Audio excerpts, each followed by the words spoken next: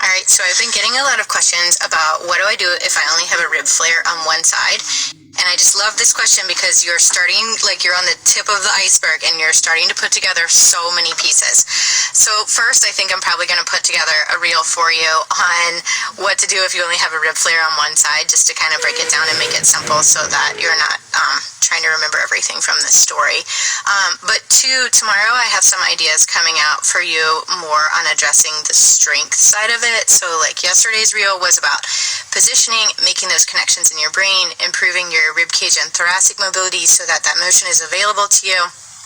And then tomorrow I have some ideas for you specific to really strengthening your abs to hold that position and to what that feels like in your body. So obviously you can target that more specifically to one side of your body, or you can focus more on that one side when you're doing your strengthening.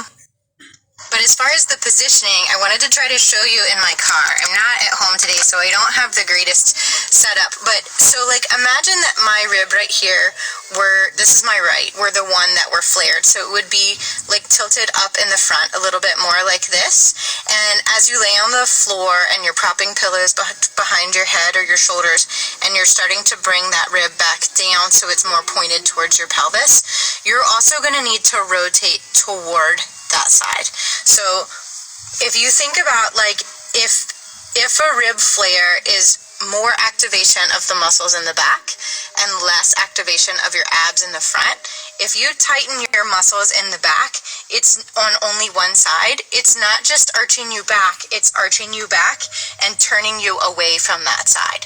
So to correct it, you need to bend forward and turn toward that side.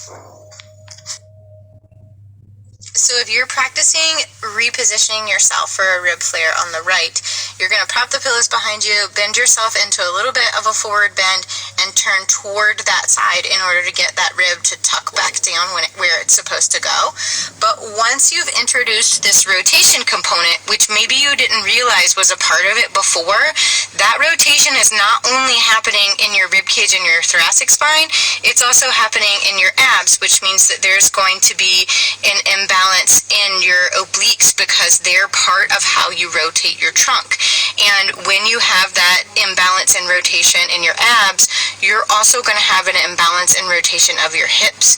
You're also going to have an asymmetry in how your pelvic floor functions. And so it is awesome that you can see it in your ribs because that is pointing it out to you and making it clear to you. But to really change it, you're going to have to address your abs, your pelvic floor, and your hips.